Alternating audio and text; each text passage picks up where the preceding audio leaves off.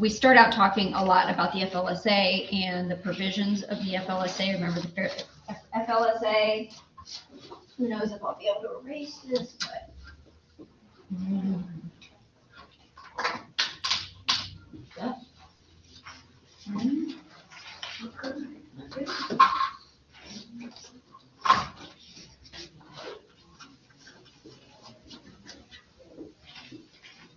This is the Fair Labor Standards Act. Okay. So, and I know you guys out there can't see that. Good morning. So the Fair Labor Standards Act that we're going to be covering, talking. This whole chapter is devoted to covering the topics of the Fair Labor Standards Act. We're going to start out getting some information about what that act is, what all of the provisions are, who is covered by it, who isn't covered by it, which employers have to abide by it, which employers don't have to abide by it. And then we're going to get into talking a little bit about defining what exactly an employee is versus an independent contractor. And there have actually been some changes, well, there are some proposed changes to the rules of how they're defined. And we're going to look at a couple of videos because there's, I'll show you the proposed regulations and all of everything about essentially this classification, the distinction between an independent contractor and an employee. All of this has to do with the proposed regulations. Now, I can't go through all of this. I haven't read all of this. I've read parts of it. So we're going to look at, I found a video online that that does a good job of giving a succinct breakdown of what all that entails. So we're going to look at that.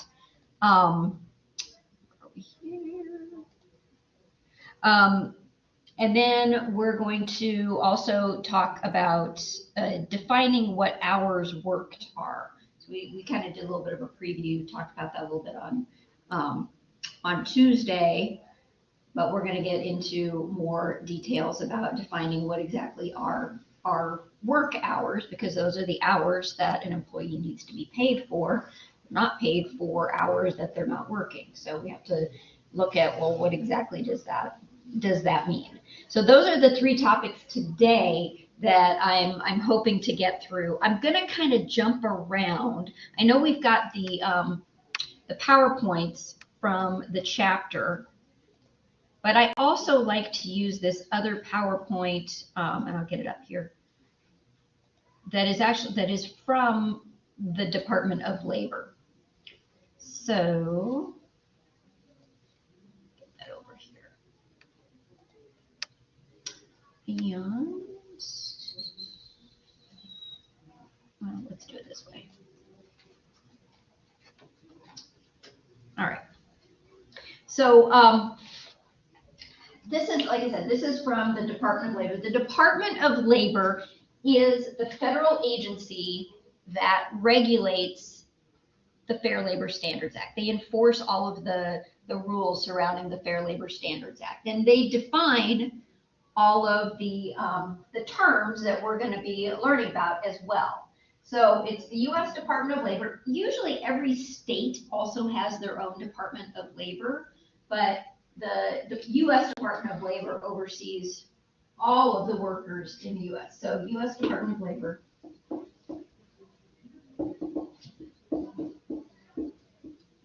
They are in charge of defining. Now, Congress makes the rules. Department of Labor, though, interprets the rules, and they can put together. They can change the ways that they define a lot of these things. They can change how they determine whether someone is an employee or an independent contractor. They can't change the minimum wage, but they enforce the minimum wage rules. Okay, so they're kind of like the police officers. right? They don't, police officers don't make the rules. They enforce the rules that were made by legislators. Department of Labor does the same thing on an administrative level for employers, and it enforces the protections of employees in the US. So there are, let's see, somebody's asking a question. Yeah, Tammy. Is that PowerPoint available on Blackboard? It is. So it is, let me show you where it is. I've got a whole bunch of stuff under additional resources in chapter 2. So if you look at, and they're it's kind of a mishmash right now. I apologize. I haven't got them in a real orderly fashion, but the comprehensive FLSA presentation is the PowerPoint that I'm going through here. Okay. Oh, and you guys can't see it because I didn't move it over here. So this is under the videos, lectures, resources tab for chapter 2. It's the comprehensive, and I know that's a little bit blurry here, the comprehensive FLSA presentation. Okay. So let's go back, and I'm going to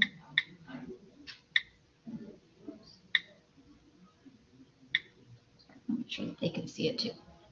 Okay, so the first thing, like I said, the first thing we're going to talk about is coverage. Who is covered under the FLSA?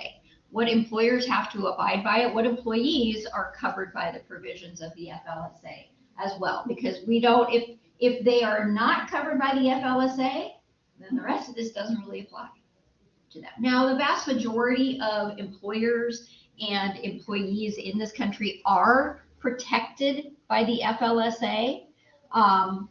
However, not all of them necessarily are. And you'll see what I mean by most of them are when we talk about some of the specifics of this. That it would be very few, really, employees that aren't covered. But within that, then, the major provisions of it, minimum wage coverage. So the DOL enforces minimum wage. We're going to talk about what that minimum wage is, how it's enforced, who is protected by it, and all of that. Overtime rules, that 1.5 times pay over 40 hours in a week. It also covers youth employment. There are some specific rules with regard to which hours those under the age of, it's usually 16, has the hourly restrictions. But what rules are in place to protect children. And then the record-keeping requirements as well of the FLSA. So those are facts. Okay, so the first thing we want to talk about is who exactly is covered by these protections. So there has to be an employment relationship between the employer and the employee. Now that sounds pretty basic, but we have this classification of workers called independent contractors. Independent contractors, even though they're providing services to a company, they are not considered to be employees, and so therefore would not be protected by the FLSA. They would not fall under that umbrella. And so we have to define what exactly an employee is. Now, the official definition is kind of funny. And I posted it up here. Mouse is not working very well. Maybe I can find it in here. So you can't see that. I know this is hard to read. Let me see if I can make it bigger.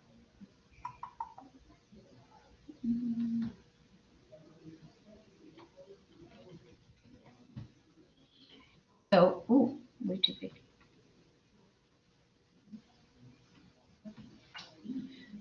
So this is from the Federal Register, and this is specifically from the proposed new rules, but these are the rules that are in place. They also talk about the rules that are in place right now.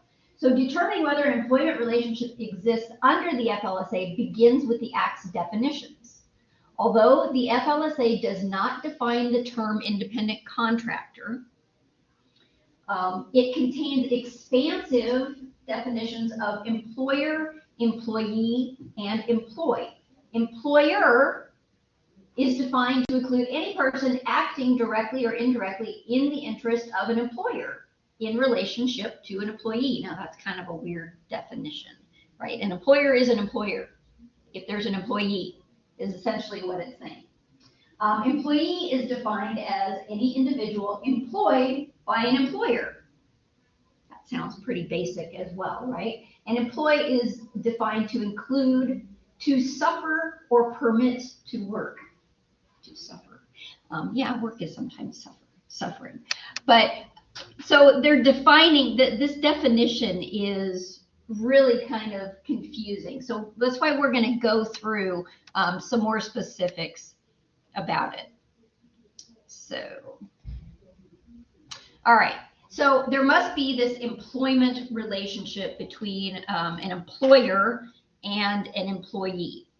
And the, let's see here. Sorry, like I said, I'm jumping around a little bit and I got to figure out where I wanted to go with this.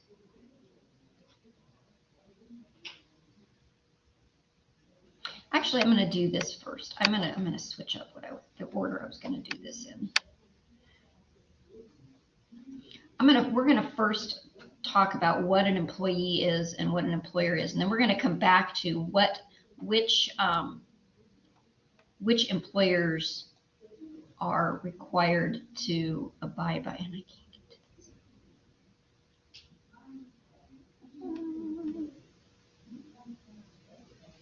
Sorry. I lost my login. No, I didn't. There it is.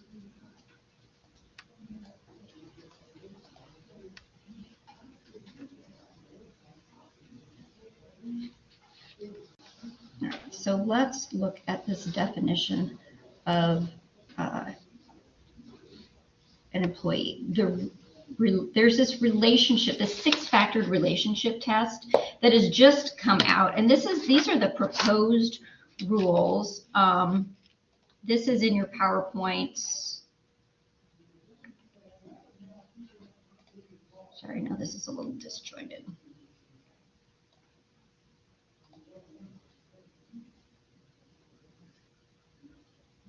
Okay.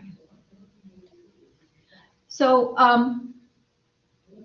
there are these 6 factors that have to be looked at to determine whether an individual is an employee or whether they are an independent contractor. They call this the 6-factor economic reality test. And what they look at, they don't look at one factor independent of any other factors. They look at the totality of the circumstance.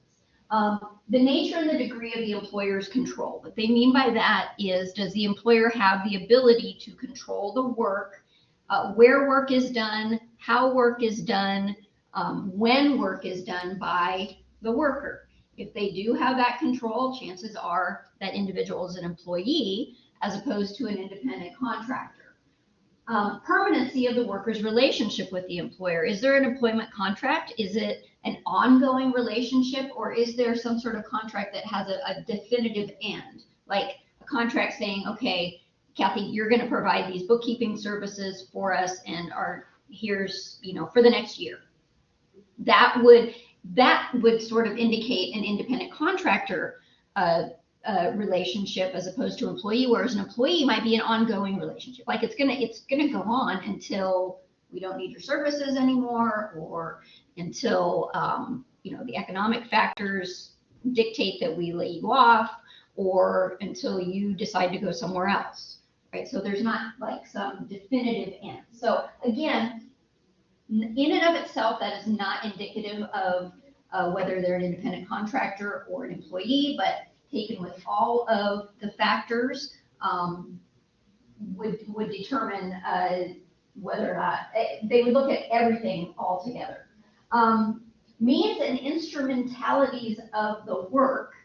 Who is providing the materials? First off, like the tools that are needed in order to do the work. Again, if you're a bookkeeper, if you've got to provide your own laptop, you've invested in those materials, that would be an indication that you're probably an independent contractor. That would be one of those factors. Amount of skill, initiative, judgment, and foresight that is required. So you've gotten yourself trained on QuickBooks. You've done, you keep up with that education yourself. It's not the employer, or the company has not provided the means for you to get that training. That might be, if you're the one that's responsible for that, then that would indicate that you would be an independent contractor as opposed to an employee. Risk or benefit of profit or loss. Do you have a lot of say over how much you're making, right? Do you determine what your pay rate is? Okay, I'm providing these bookkeeping services to different companies, and my rate is $100 an hour. The company's not, you can hire me or not. The company doesn't say, we're going to have you come in and we're going to pay you $20 an hour, right? So that would be one difference. Degree of integration as well. Are you going into the office every day? Are you part of the overall team, or are you somebody that's kind of on the outside that's doing supplemental work? Okay, so these are the 6 factors, the economic reality test that they look at, but they take it as a whole. Now, employers don't like consult with the Department of Labor before they hire somebody to say, okay, is this person an independent contractor or are they an employee? It is up to the employers or the companies to make sure they classify individuals correctly, because if they do not classify individuals correctly, then they could be liable for back taxes and penalties. And if it's intentional, there could be criminal penalties associated with it as well. When you are an employee, you get the benefit of unemployment insurance, probably workers' compensation coverage. The employer pays half of the Social Security and Medicare taxes. And there are a lot of benefits to being an employee, a lot more protections. You're also probably covered by minimum wage and overtime protections. If you are not an employee, if you're an independent contractor, you don't get any of those benefits, right? So now, why would somebody want to be an independent contractor instead of an employee? Anybody think of reasons why you might want to be an independent contractor? Financial independence. Yeah, so if you're the type of person you want to work on your own, you want to be your own boss, that sort of thing. If you want to be able to determine, okay, well, instead of working for a company and making $20 an hour, I'm going to start my own bookkeeping business and I'm going to provide my services to a lot of different companies and I'm going to charge $100 an hour. There's probably in the long run more financial incentive to becoming an independent contractor, but when that happens, you also give up certain rights, right? The rights that are enjoyed by employees. So this definition is really important. This distinction between the two it's critical that you get it right. Now, for employers or for companies, what do you think might be? What do you think? And it would depend on the different circumstances, of course. But in general, do you think that they would prefer to have employees or independent contractors? Why do you think that would be? Less taxes for them. Right. So there are certain benefits for employers to having independent contractors as opposed to employees, and they mainly center around financial incentives. Also responsibility, right? They don't have to pay for that unemployment insurance. They don't have to cover you under workers' compensation. So there are a lot of benefits to them classifying workers as independent contractors. So there's this kind of push-pull between the two. Yeah, go ahead. So the way you pay them with 1099? Yes. So independent contractors would receive what's called a 1099 form at the end of the year that would summarize how much the company has paid to that independent contractor. And we are going to talk about those, the requirements for filing those. a little bit later, in a later chapter when we talk about the year-end reporting that has to be done. But there's, someone's asking a question. Sorry. I need to have this up. So Carlos says, my father lived in Mexico and he was offered to work in the United States as a contractor with a lower salary, but he could live here with no problems. Okay, so there are some other considerations as well, right? That is another benefit to employers is they're not required to verify employment eligibility for independent contractors, right?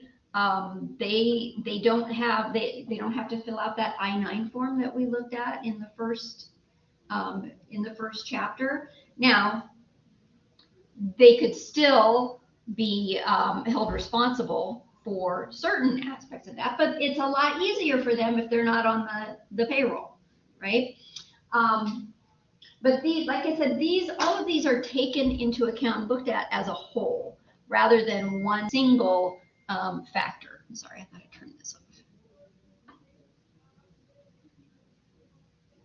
Oh, that will go off again. All right, so one of the things that I want to do is look at this video. I can find out where to get it. Got too many.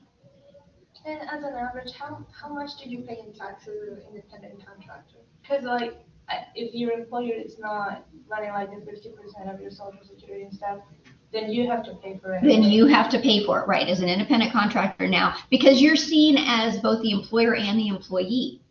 So then you pay higher taxes, right? You pay higher Social Security and Medicare taxes, yes. So the tax rate for Social Security taxes is 6.2%. Medicare taxes is 1.45%, but that's just one half of it. It's like around 13%. In total, it's 15.4%, and that's before any income taxes are considered. But at the same time, if you're able to earn more money, then that higher tax rate might not be a consideration for you. It might still work out better in the long run. Now, a lot of times people will want to be employees for the benefits, though. Maybe they can't, health insurance, when you purchase it on your own, can be very expensive if you don't qualify for some of those subsidies. So, that if your employer is providing, as an employee, if you have access to health insurance that is subsidized through the employer, they're helping to pay for it, that might be a big cost consideration as well. But the employee, or the worker, I should call them, worker, doesn't get to determine whether they're an independent contractor or an employee. It all depends on the facts and circumstances surrounding the work that they do, how they get paid, who controls the work that they do, all of these different factors. The employer, or the company, also does not get to determine that an individual is an independent contractor or an employee. It has to do with the facts and circumstances. Now, they can design positions to fit the circumstances that they prefer, right? They can design, okay, we need to hire a bookkeeper, but we want an independent bookkeeper. We don't want to hire an employee. We want to hire somebody who has their own bookkeeping business. So we're going to look for somebody who fits.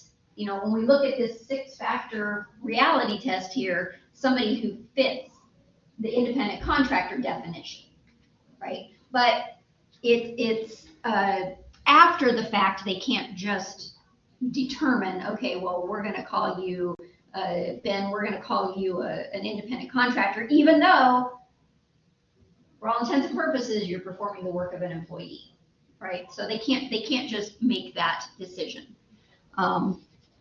But yes, taxes are a big consideration as well. And a lot of them go for free time, but it's not true. Go for, I'm sorry? Free time. They think that they're going to be independent and have less time. Right, time, right. It's just the opposite. Yep, you find that yes, instead of having one boss, you have a bunch of bosses, and they all want you to, and those are your clients, and they all want you to do, they want to be the priority. They should be number one. So it can absolutely, if you're successful, it can be very stressful. Well, and if you're not successful, it can be very stressful just for different reasons, right? Okay, so let's look. We're going to watch it. This is a video that was actually put together by some employment attorneys. So they've got the most up-to-date information about this. It's about 15 minutes long. Let me get it over here. Hold on just a second.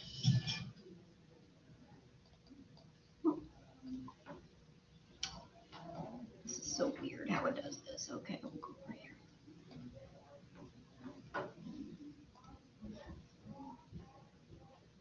Welcome to Off the Clock, the webcast of employment attorneys at Miller Johnson, where we discuss what is happening in the HR world and provide practical insight and advice. We are your co-hosts, Rebecca Strauss and Sarah Wiley, two employment lawyers who spend their days guiding employers through all of the challenges that workplaces offer. Good morning. Today we're going to be talking about the Department of Labor's new rule regarding independent contractors. Everything you need to know as efficiently as possible. Good morning, Rebecca. Good morning, Sarah. We're going to do this. We are going to do this. And I am grateful because between the two of us, you are the one that knows the most about this rule. So thank you, first of all, for taking that on and for having the knowledge and information. I know I have received a lot of emails from different sources. I've gotten client questions about this Department of Labor rule, and I also need to understand what the heck is this rule and what does it really do? Can you help us, please? When we hear about a new federal rule being issued, it sends a little bit of anxiety through all of us, right? Certainly as lawyers, but as HR folks too, we all had a million other things to do that day. Right. And then there's this breaking news, and we think, is this something I need to drop everything else for or not? Okay, right? And so spoiler alert, I think this is not something that needs to shake up your organizations right now. Excellent. So let me explain why that is. Okay. So for a long, long time, the Department of Labor had a certain test for whether a worker was an independent contractor or an employee. Okay. Okay, it was a totality of the circumstances. Rebecca, just to take a step back, why does that matter? Why does it matter if somebody's an employee or independent contractor? Well, that's a great question. For the Department of Labor's. Yes, and of course, the Department of Labor is not the only Right. agency or organization our clients need to worry about. We'll talk about that Right. a little bit later. Okay. But under the Department of Labor's umbrella, you have overtime and minimum wage. Oh, I see. So if somebody's an employee, you have to pay them minimum wage and overtime, but if somebody's an independent contractor, that organization may not be doing that, correct? Right, oftentimes independent contractors are paid project-based. Sure. And they often don't require hours. Right. Okay. So if it turns out a year or two or three down the road that the Department of Labor determines that your independent contractor was really your employee, now we've got to figure out how many hours they were working. Right. And You again, get sort of like misclassifying somebody as exempt.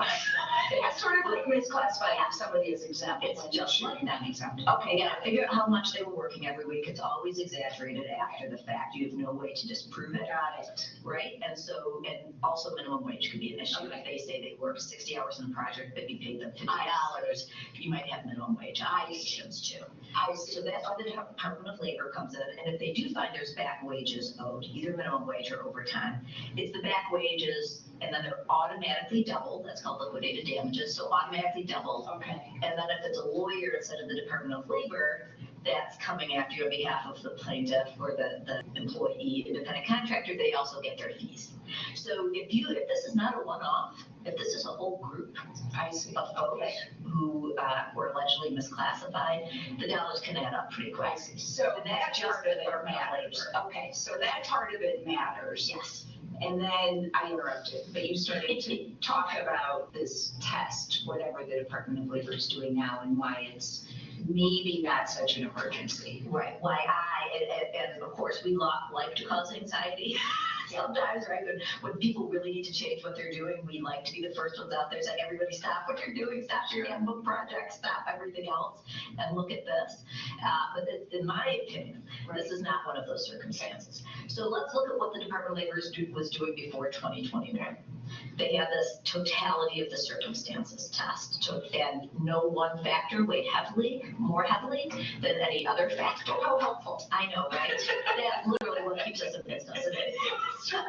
These sorts of tests, no bright lines, and the factors they looked at was the amount of skill required for the work, whether the work was integral or the most important thing that business did. Sure. Whether the workers invested in their own equipment, tools, and supplies, whether they bought it themselves, and the degree of the permanency of the relationship. Right? How long was this contractor actually doing this work for you? And a subset of that was exclusivity. Were they doing work for anyone else?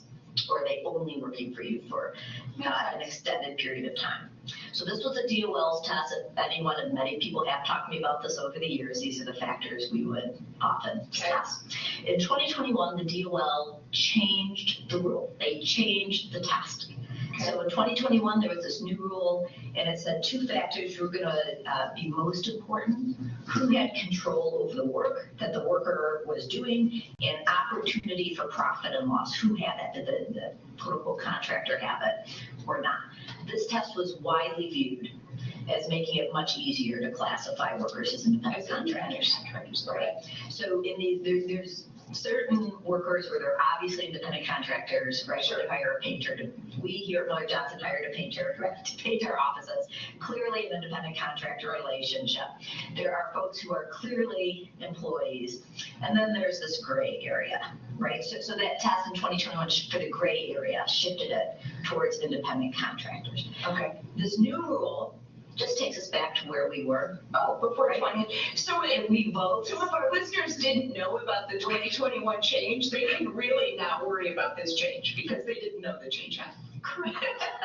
Keep hibernating on this, keep at it, right? So what's old is new again, or however you want to say it. Now, I do lots of legal update presentations for various reasons. I didn't make a big deal in 2021 over the rule, and that's the same reason I'm not saying everyone stop what you're doing, right, and turn your businesses upside down over this change. And let me tell you why. The Department of Labor test is just one test among many. Right, you can't just focus on the Department of Labor. It's an important one. Well, that was going to be my next question, right? Because there's the IRS's test, that matters. Lots of employment taxes, right? That makes a big difference in tax liability for you and the worker if they're an independent contractor or employee. What about workers' compensation? Yeah, unemployment benefits, FMLA, whether somebody's an employee or independent. And so all of those tests are also different than this particular test for which the Department of Labor just issued a new rule. They're all different tests just to make life complicated for businesses. They often come down to a few key factors, mostly, frankly, the DOL kind of captures it: control over work, permanency of relationship, all of those sorts of things. But the fact that the DOL in 2021 said we're going to tip the scales a little bit in favor of finding independent contractor status over employee status probably didn't change the landscape for most folks. Right. For folks that have workers in that gray area, maybe they were willing to take a little more risk and keep them classified as independent contractors because they knew the Department of Labor was going to be more likely to find them as independent contractors, and there was a question mark as to what the IRS and others might do. So maybe when they were doing their risk analysis, right, they were willing to take a little more risk and say, okay, I think we have a legitimate basis to believe these are independent contractors. With the change in the rule, maybe that risk analysis swings back a little, right, and say maybe we don't want to take the risk because now we know if the Department of Labor comes in, they're more motivated. Let's just face it, they're more motivated to find folks that are employees as opposed to independent contractors. Yeah, so when you talk about a scale, maybe in 2021, there was a thumb on one side of the scale, and yes, what you would tell clients is that's no longer the case, it appears. And maybe even the thumb is on the other side of the scale now. yes, more in favor of the Department of Labor finding that individuals are employees rather than independent contractors. And this is also a good example of how election results can impact the way that agencies view the law, interpret the law, are going to enforce the law. And we don't think employers should change every time there's a new administration that comes in, switch whole categories of people from employee to independent contractor or vice versa. As we've seen, this is a classic example. Whether it's an actual change in a rule or maybe just an enforcement priority or interpretation as agencies are going out to enforce. So we always recommend, we look at all the factors, the most important factors that are common amongst all the tests, make the best decision possible. And when an agency comes out and says, which is really what this rule is, we're going to weigh it a little more heavily on this side than on that side. Everyone take a deep breath and say whatever decision we made before is probably still going to be okay. Right. If businesses are talking about this, this is certainly in the news. I always recommend taking a look at your gray area, folks, right? Not because there's a change of the rule, but just because. It's a good opportunity to think about it. It's good risk management. And to bring it up, right? It's just a trigger for, let's make sure we're aligned with our organizational risk tolerance, right? And business strategies, make sure that we're classifying our independent contractors or employees accordingly. Yeah, that makes sense. Okay, so one more question for you. What if an organization looks at this change and realizes that with the thumb on the scale, now where it is, they have individuals who they think they're uncomfortable classifying as independent contractors, okay? There's a lot of wringing of hands over that. Yes. What's your opinion on A lot of pushback from the business units, right? When HR suggests that an independent contractor should be an employee, let's face it, right? And so for our listeners who are part of the HR community, they're all nodding their heads right now. Right? Their stomachs might flip and say, you actually expect me to tell someone that their independent contractor should actually be an employee. But we found when we actually bring HR and the business folks together, and we talk about the whys, we drill down a little bit. And say, why is it important to the business that this be an independent contractor instead of an employee? Then we find we can often meet the business's needs through a traditional employment relationship. Interesting. And there certainly can be additional taxes.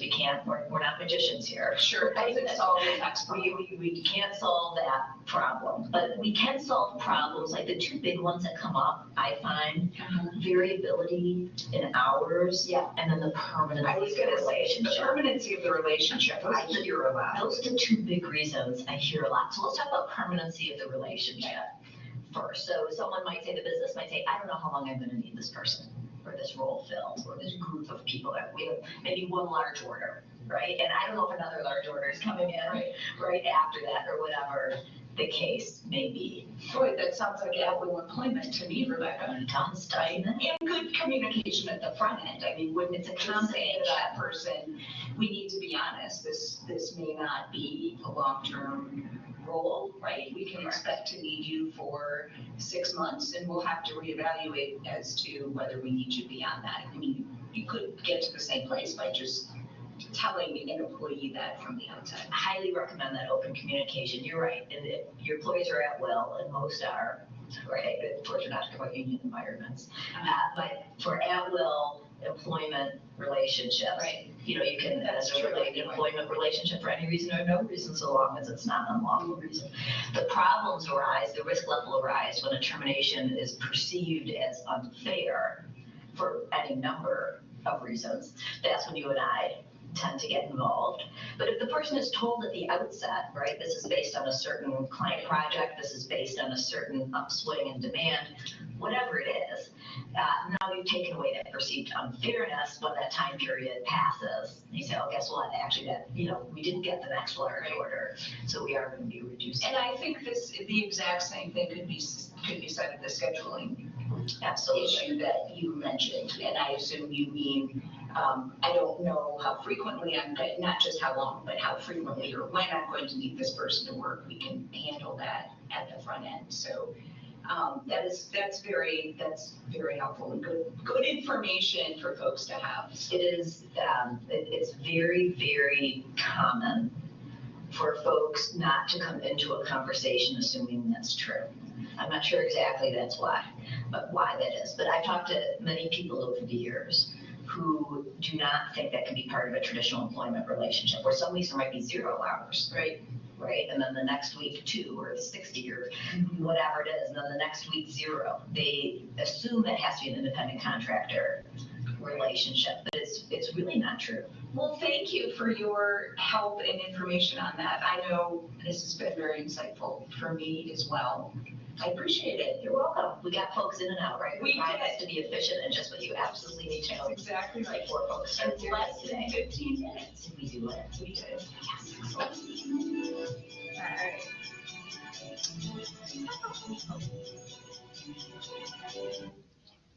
All right, so a good succinct description of what those rules are and some of the reasons why it's important to get it right, and some of the repercussions when they don't get it right. Let's see here.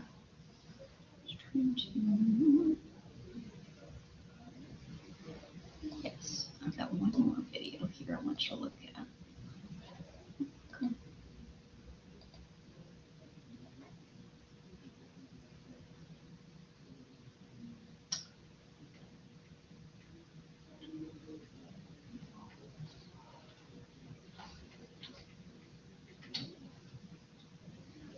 Maybe I don't.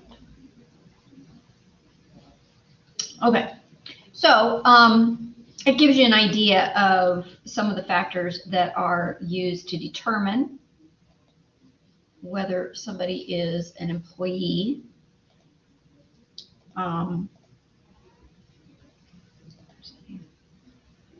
or an independent contractor. And the reasons why that is important, because in this class, we're concerned with employees, right?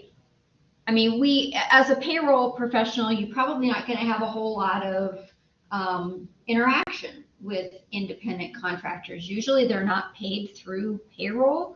They're going to be paid as a vendor, as any other vendor would be. And so accounts payable would be the ones cutting that check. Now, you may be responsible for preparing at the end of the year those 1099s that we kind of touched upon, but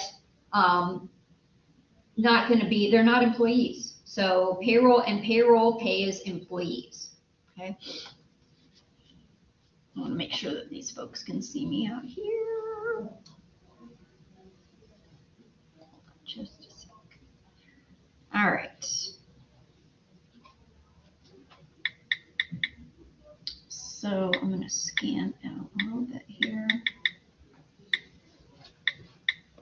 All right, so we talked about that employer-employee relationship. If somebody is an employee and there is an employer, then an employee-employer relationship exists, and therefore the provisions of the FLSA come into play, and all of the protections that go along with that, in addition to other, a lot of those other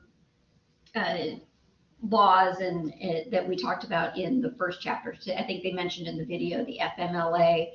They said in passing, so that the Family Medical Leave Act, all of those other protections as well come into play. But for our purposes, we're most concerned in this chapter with the FLSA.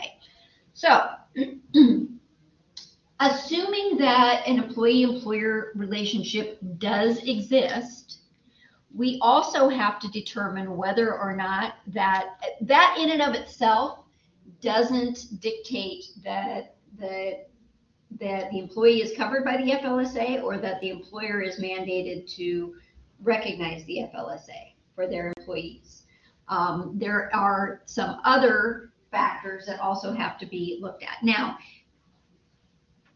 in reality, most employees and employers would be covered by the FLSA. The FLSA would come into play, but there are some, here and there, some circumstances where an employer, even though an employer-employee relationship exists, that they are not mandated to cover their employees, that those employees are not covered by the FLSA. Let's see here. And there are two types of coverage. Your book does go through this as well. These two types of coverage. There's enterprise coverage, and you're going to want to remember this. Yes, there are test questions about this. So there is enterprise coverage and there is individual coverage. So with enterprise coverage, take a look at that one first. So, and here we're talking about the company as a whole, meaning if the company has enterprise coverage, if they fall under this umbrella of enterprise coverage, then every employee is covered by the FLSA in that enterprise. Okay, so which enterprises are covered? If they engage in commercial activities that result in, well, no less than $500,000 in annual dollar volume, so sales, meaning so $500,000 or more in annual sales, or total business, and, so this is an and, not an or, and they have 2 or more employees working in interstate commerce. We're going to talk about what interstate commerce is here in a couple of minutes. So you can see that it's entirely possible that there may be enterprises out there that don't fall under this, right? There are a lot of businesses that have less than $500,000, right? But even if they've got less than $500,000 in annual sales, if they don't meet the second criteria as well, then they wouldn't, they have to meet both of these criteria in order to have the enterprise coverage. So if they don't have one of them, then they're not covered by the FLSA. So 2 or more employees working in interstate commerce as well. So those 2. Now, not every company that has employees has sales, right? There are nonprofit organizations that don't tend to have sales. They have donations, and then those donations help to fund the employee salaries. So what happens in those cases? So nonprofits' charitable activities are not ordinarily commercial activities and are not covered under the FLSA. Nonprofits' activities performed for a business purpose, however, are covered if that $500,000 threshold is met.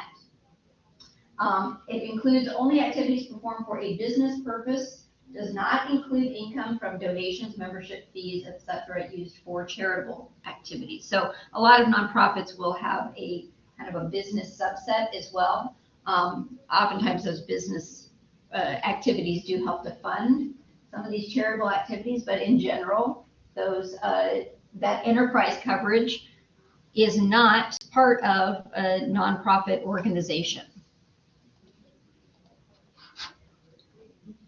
But they may be a covered organization if they are a named enterprise. So specifically named enterprises, meaning that, okay, these are nonprofits, but they're covered by the FLSA. They've picked out these types of companies or these types of organizations and said, okay, we know you're a nonprofit, but you are covered under the enterprise coverage. Hospitals, residential, medical, or nursing care facilities, schools, preschools, and government agencies. They are covered regardless of any of those other circumstances, right? Every hospital has to provide coverage under the FLSA for their employees. They're just automatically covered, which means they have to give them minimum wage and overtime protections, okay? And where it says here, unless exempt, we're going to have a conversation about what exempt means as well. They're talking about exempt versus non-exempt. This is specific about certain employees. Okay, so hospitals, schools, nursing facilities, they all have to provide the FLSA protections for their employees.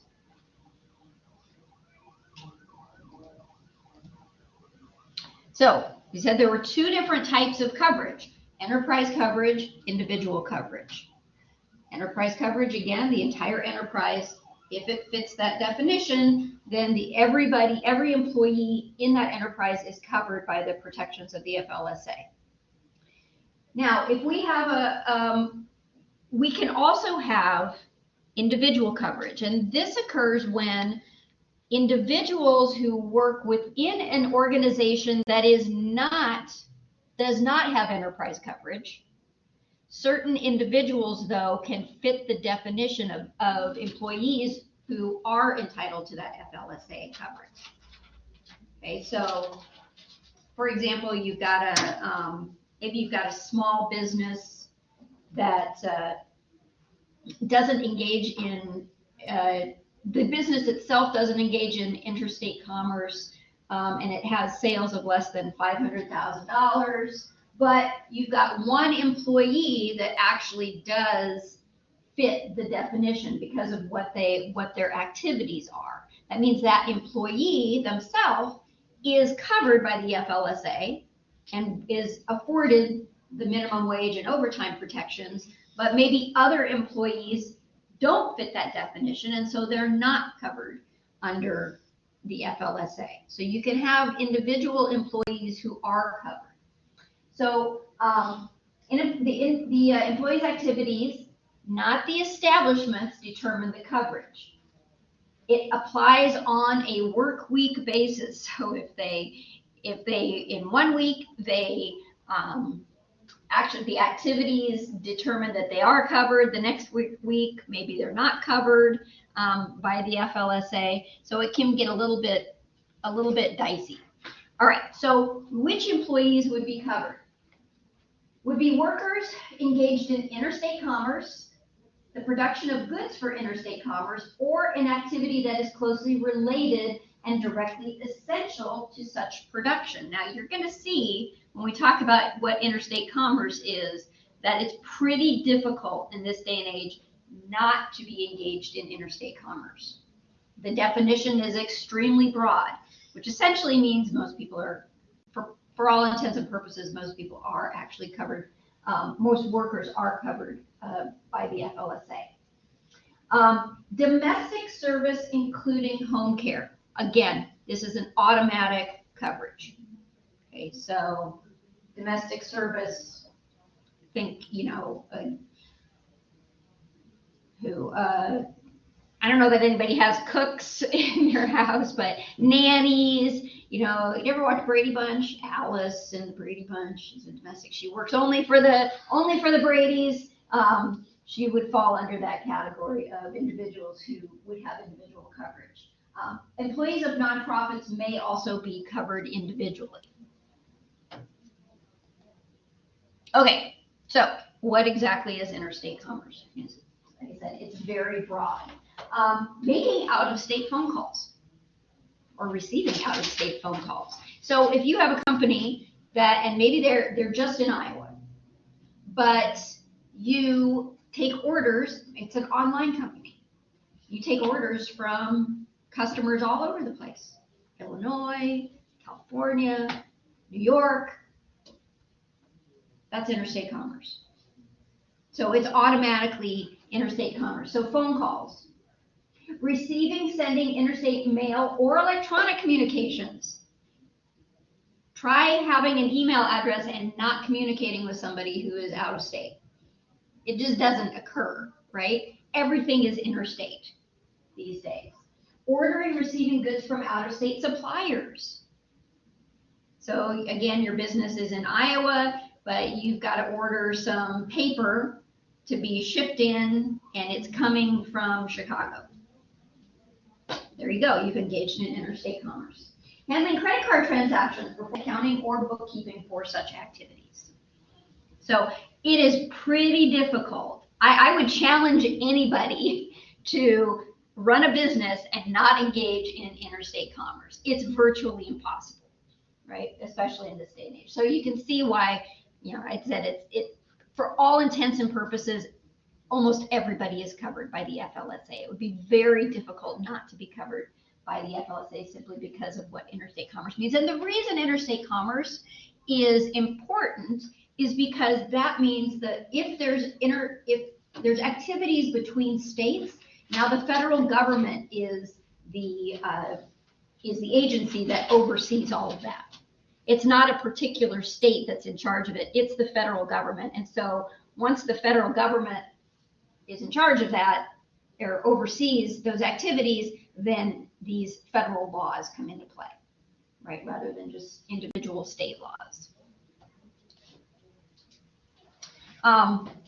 So employees who may not be covered, maybe small construction companies.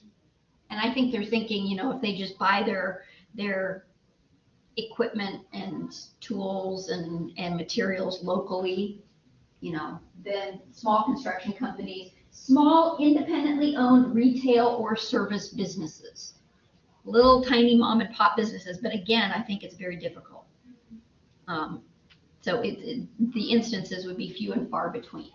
So this means that the vast majority of employees, only employees, not independent contractors, but the vast majority of employees in the US are going to receive the protections of the FLSA.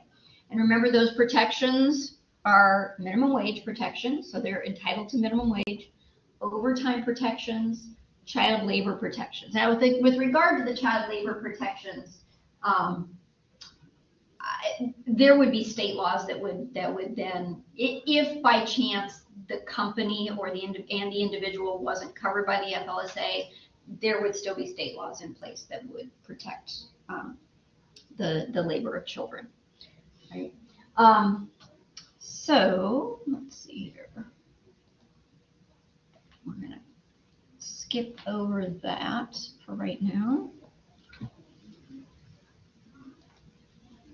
All right, so are there questions about, first off, distinguishing between an employee and an independent contractor? Is that pretty clear? Okay. So it is still the totality of the facts and circumstances. As I said in the video, for about a year, it was in 2021, they sort of, the rules tipped the scales in favor of independent contractors. So it meant that you were more like, if the DOL came and investigated, you had a better chance of being able to classify workers as independent contractors. But now it's going back to, they're gonna, it's as she put it, putting the thumb on the scale more toward employees, which means more protections for workers. Yeah, Lisa. I could hear just, most of what she said. There's a lot of construction over here, so I missed some. But was this sort of like what was going on with, I don't know which one it was, Uber maybe, that they were talking about we just have independent contractors, and somebody said, no, it's employees or something like that. Does that have something to do with this? So there is yes, and your discussion question in this chapter has to do with Uber and whether you think that the Uber drivers should be classified as independent contractors or as employees. And in fact, if you look at, so this rule change proposal, because it tipped the scale more toward classifying workers as employees, it is perceived as being bad for business for those companies that have a lot of independent contractors, Uber, Lyft, those types of companies. And so if you look at when this rule was proposed and what happened in the market on that day, the stock price for Uber and Lyft went down significantly on that day because investors perceived it as bad for their business. that now, it's possible that these workers may be classified as employees, which means their costs are going to go up, right? The employer's costs are going to go up because their responsibility is going to go up, rather than if they were independent contractors. So good point, Lisa. Thank you. All right. Okay, so we talked about who's an employee. The FLSA only covers employees, the difference between employees and independent contractors. We talked about if the company has employees, are those employees even covered under the FLSA, because we've got this enterprise coverage and individual coverage that they have to meet the definition of, but most of them do. There's another video here that I want to share with you.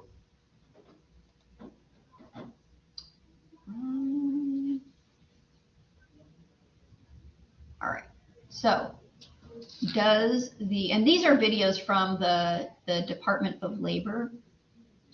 And this has to do with whether or not a company meets the definition for enterprise coverage. So just to kind of reinforce what we talked about here. These are all on Blackboard, so you can watch them again if you're so inclined. The Fair Labor Standards Act applies to most businesses and employees, but not to all. If the law applies to your business or to some of your employees, then you are an employer covered by the FLSA. Your business can be covered by this law in 3 ways. The first and broadest application is called enterprise coverage. You fall under that umbrella if your business takes in at least $500,000 a year in gross sales or total business, and you have at least 2 employees who handle goods that have moved in interstate commerce.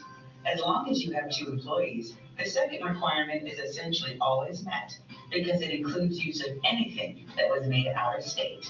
For example, pens, paper, cleaning supplies, phones, computers, or any other equipment. And that does not all have to happen at one establishment. You can have multiple establishments, individual related businesses, or even multiple corporations. And the activities of all of them may be looked at together to determine if coverage applies. For example, meet Sam. She owns and operates 3 locations of a fast food franchise. If these locations perform related activities under common control and with a common business purpose, the Department of Labor would consider all of these locations to be one enterprise and look at all of them as one business to determine if Sam has reached the $500,000 threshold for FLSA coverage.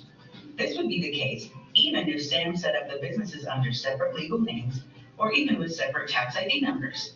Since Sam runs 3 separate locations of the same brand of fast food restaurant, it's one enterprise. In this example, if Sam's 3 locations each gross $200,000 a year, that adds up to $600,000. So she's reached the threshold.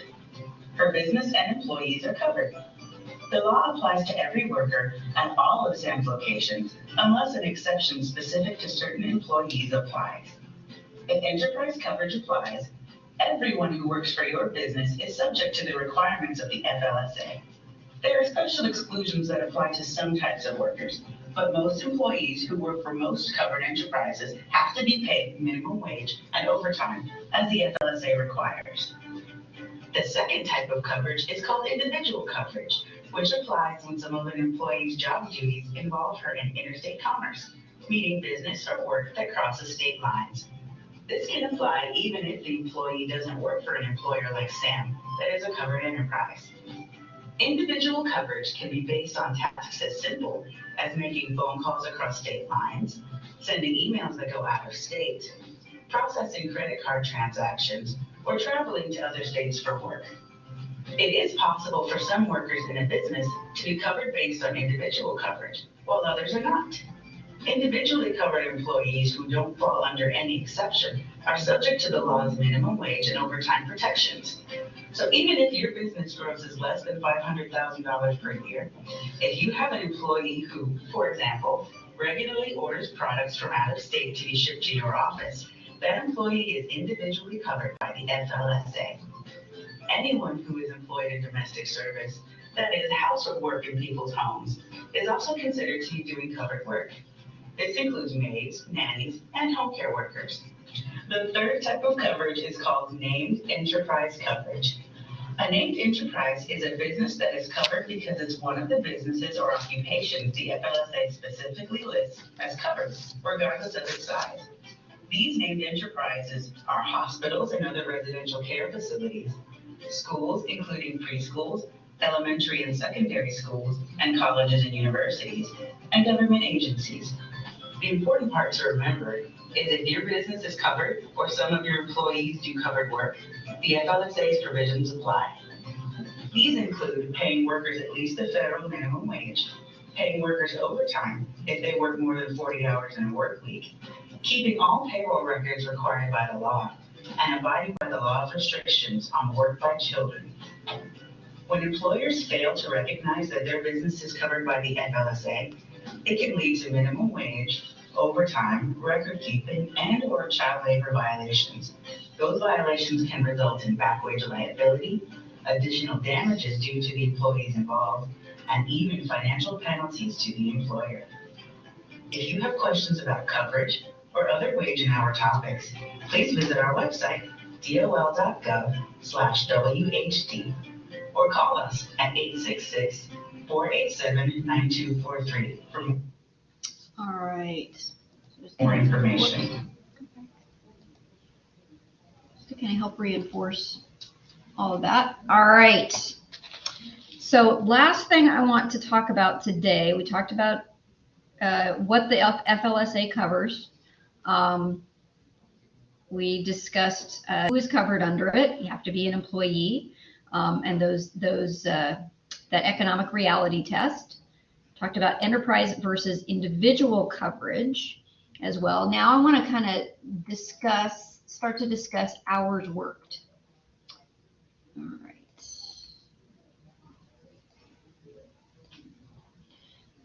Go back to our slides here. Are there any questions before we go on to this?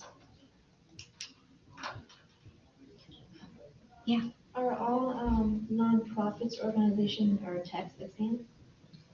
If they're a nonprofit, they're tax exempt. Yeah. If they're classified as a. Mm-hmm. Yeah. Let's see.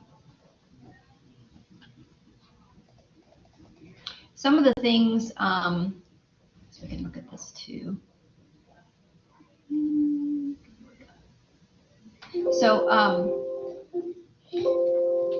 few of the things that the FLSA does not cover. Remember, it's got those minimum wage requirement, has the overtime requirement, child labor restrictions, and record keeping restrictions. That's it. Does not require extra pay for weekend or holiday work. There's nothing that says that an employer has to pay you extra because you're working on Christmas Day, right? The employer might decide to. There are a lot of employers that will do that to kind of incentivize employees to work those shifts, but there's no requirement. There's no mandated pay for holidays, vacation, or severance. Again, that's up to the employer's discretion. Now, there may be state laws that do provide these protections, but the FLSA does not. And in the state of Iowa, we also don't have these protections. Limit the number of hours of work for people 16 years of age or over. So if you are 16 or older, there's no limit on the amount of hours that your employer can mandate that you work. So we talked about the 168 hours in a week. You could be mandated to work 168 hours. An employer could decide to terminate your employment if you refuse to do so. Now, they do have to pay you overtime. So that'd be a pretty nice paycheck, right?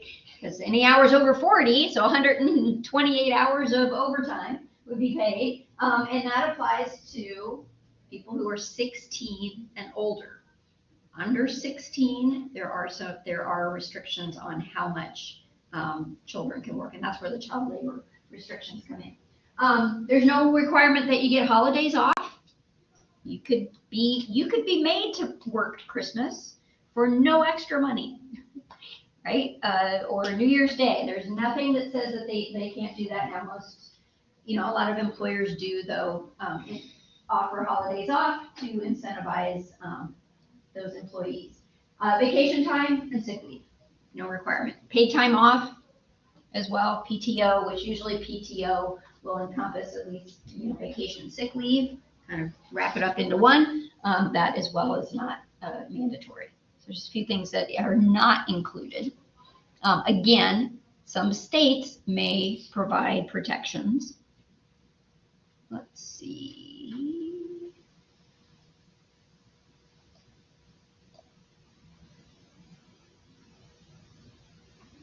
All right. So employee work hours.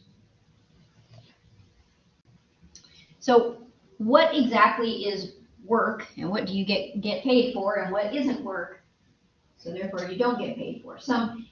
These principal activities require some sort of exertion. Now that's not necessarily physical exertion, but could be mental exertion, some sort of effort, right? Required by the employer for the employer's benefit.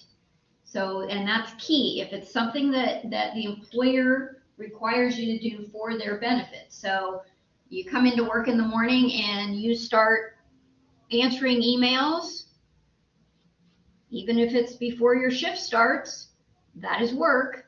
That is for the employer's benefit. That is work out. Those are work hours. So this would also include preparation at the workstation, and in some situations, changing into and out of protective gear may be included as part of the workday. Now, difference between, of course, I'm working in a factory and I'm required to wear special protective gear before I can get started at my job versus, okay, it's the end of the day and I'm going to go to the gym, so I'm going to change into my gym clothes and get my tennis shoes on before I leave. That's different, right? Because that's not for the employer's benefit. Travel when it's part of the workday. That means that if you are, let's use the bookkeeper example again. So you are you're a bookkeeper and you're an employee. Sorry, let me get this out a little bit. So you're a bookkeeper and you are an employee, and you have to go to different clients' offices during the day, right? So you got to get in your car, you're going over to see a couple of different clients because that's where you do a lot of your work. You update their QuickBooks and all of that stuff. That travel time from your office to the client's office is part of your workday and would be included as work time, as opposed to commuting time. The time that it takes you to get from your house to your job is not part of your workday. That is commuting, and so that is not, the employer doesn't have to pay for that time. Idle time and wait time when you're waiting to provide the employer's service. So well, there are a lot of different examples that we could probably think of here. So you're a receptionist and the phone's not ringing. It's a slow day. Nobody's calling. But you're still there available, right? That's part of your job, is to be ready and available. So you can't just leave. You're not able to go do something else. You have to stay there. That time has to be paid for. That's idle time. You're an office employee and the computers go down. Can't do anything. You're just sitting at your desk, but your employer says, you need to wait here. This is going to get fixed probably in the next hour or so. You can't go anywhere. That is work time. Even though it's idle time, you are waiting in order to provide the employer's service in that case. Rest periods of 20 minutes or less. The employer cannot force the employee to check out if it's 20 minutes or less. Okay. If it's 30 minutes, then they can mandate that you check out. Also, so there's no requirement in Iowa or at the federal level that employers pay for lunch periods or anything like that. Okay. But if there's a rest period of 20 minutes or less, you cannot force the employee to clock out. Meal periods, unless the employee must perform some tasks while eating, generally 30 minutes or longer. Let's go back to the receptionist example. You're a receptionist and they need somebody to cover the phones, but it's your lunchtime, so you're just going to eat at your desk and answer the phone. If it rings, they have to pay you for that time because you're available to perform tasks for the company. Okay? Yeah. Is there like a break times between like 5 hours, 8 hours, 12 hours of work that you do? In that, I think is state by state as well, and not in Iowa. Yeah. So there's not like there's no requirement that you give that break time. Shoot, I lost my. There we go.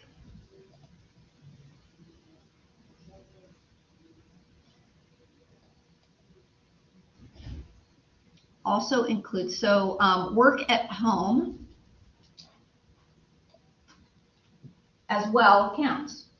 Work at home. So we'll go back to you're a bookkeeper and you've got some bank reconciliations that are due and you couldn't get them done during your regular work hours. So you take them home. You've got your own personal computer that you use, or you log into the employer's computer. If you're doing that work for your employer, even if it's at home, they are required to pay you for that time. Even if the employer said, don't take work home. If you do take work home, they're required to pay you for it. Now, they could fire you for it. They could tell you, you do that again, you're out of here. That's perfectly fine. But if you actually do the work or answer emails or things of that nature, then they have to pay you for that time because you're doing work for the employer. It's best if the employers have a clear statement and policy manual on email work outside of clocked in hours. Now, this is for hourly staff. If an individual is salaried and they are exempt from the certain provisions of the FLSA, and again, we're going to talk about exempt versus non-exempt. Probably talk about that next Tuesday. Then obviously that wouldn't really factor in because you're getting paid whether you get paid a set amount. But for hourly staff, they take work home, they have to get paid for it. Sleep time, if you're required to be on duty for, let's see, it says, I think that should be greater than 24 hours. I'm not sure that is in the right direction. So sleep time, you're a doctor, pilot, I don't know what else, truck driver. That would be another one of those professions. If you're required to be on duty, I think that should be the other way, if it's greater than 24 hours. Training sessions. So if your employer sends you to be trained, or if you have even, your orientation time at your employer you just started, that training time has to be paid as well. Now, it could be paid at a different rate, as long as it meets the requirements for the minimum rate, but it still has to be paid. Waiting for a doctor's appointment on the employer's premises. I don't think this happens very often, but there are some employers where they've actually, if they're big enough, they've got physicians, a physician's office, maybe they've got a pharmacy, maybe they, that sort of thing that helps to keep the employees on the employer's campus. If they're waiting for a doctor's appointment on the employer's campus, or premises, then that has to be paid time. Yeah. So like if it's Saturday and you have a doctor's appointment that day, on your. And it's not your regular work hours? Yeah. Yeah, I'd have to look into that one, since it's not really part of your regular work day. I'm not sure that would count. Okay, so some things that are not paid time. Preliminary and post-preliminary activities. So these are, you're getting ready, you're turning on your computer, you're getting your coffee, you're, getting all settled to start the work day, you're going over to talk to your friend in the next cubicle. That's not work time. And at the same, turning off your computer, getting everything put away, all of those things, that's not part of the workday either. Checking in or out, that's a question a lot of students always have as well. So my time checking in, like if you've got a time clock, does that count? No, that does not count. Absences due to illness, that falls under the sick leave policy. Tardiness, so if you are late, you don't have to pay you for that time, right? It does have to be based on the system that they have in place, and we are going to talk about different systems for keeping track of time. Employee must be paid for fractional parts of an hour, so they cannot say, like if you come in at 8:15, you're supposed to be there at 8 o'clock, but they don't start paying you until 8:30. Like you need to be paid for the time that you were there, even though you were late, based upon their policy. Now there are different ways of rounding that time, but that is per the employer's policy. But if you're late, they don't have to pay you for that time that you are tardy. Okay. Let's see, we've got just a couple minutes. I have one more little video that I want to show you.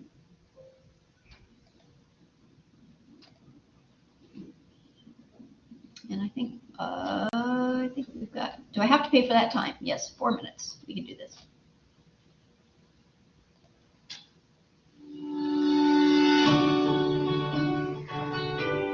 Topic 4, hours worked.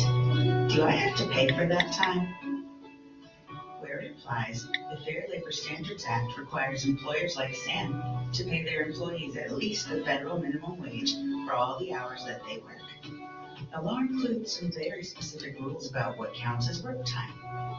Under the FLSA, if work is performed, it counts as hours worked, and the employer must pay for that time. It doesn't matter if work is approved in advance or even requested by the employer. For example, sometimes an employee like Hector may work beyond his scheduled shift. This includes when he stays late to finish cleaning, to complete paperwork, or to count the cash in the register. Stays early to prepare for opening, or stays late to cover for Becky, who's sometimes late.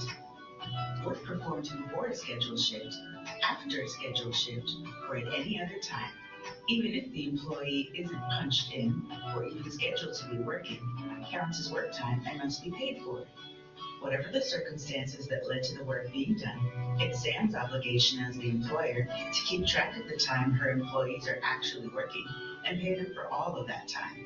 She cannot simply pay according to scheduled hours and fail to keep track of when her employees are actually beginning and ending their work.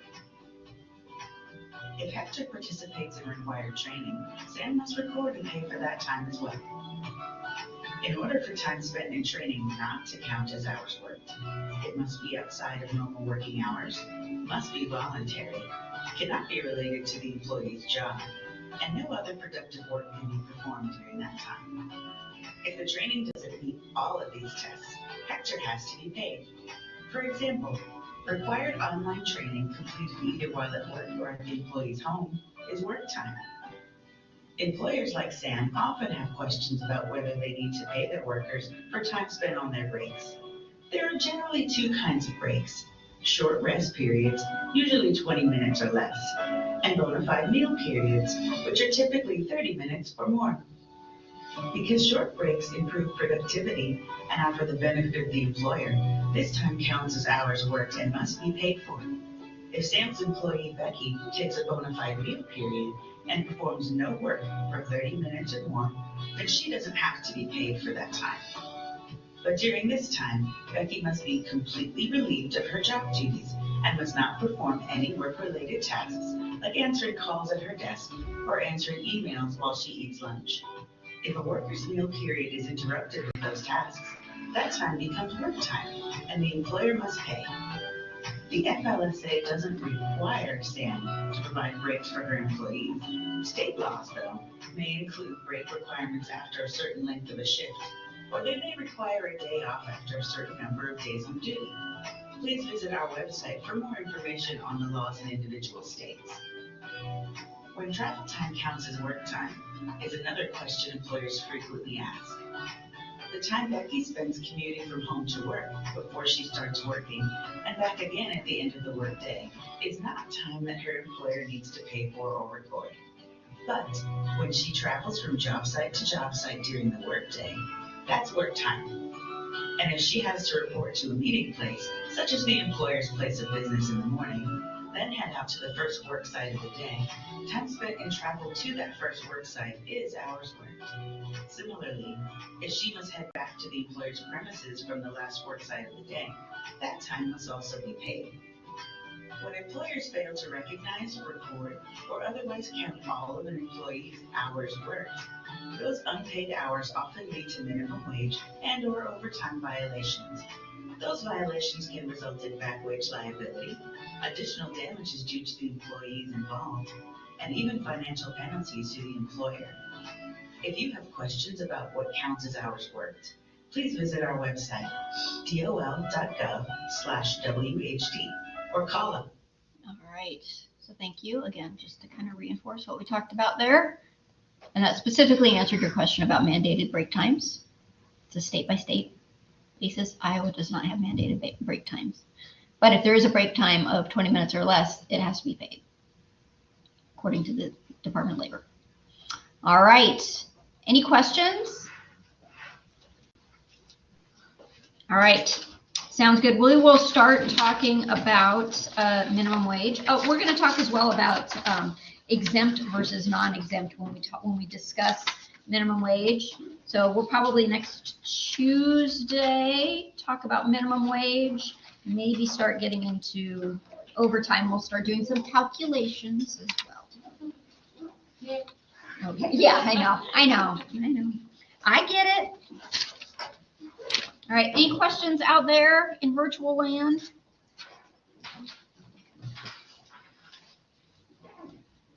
No?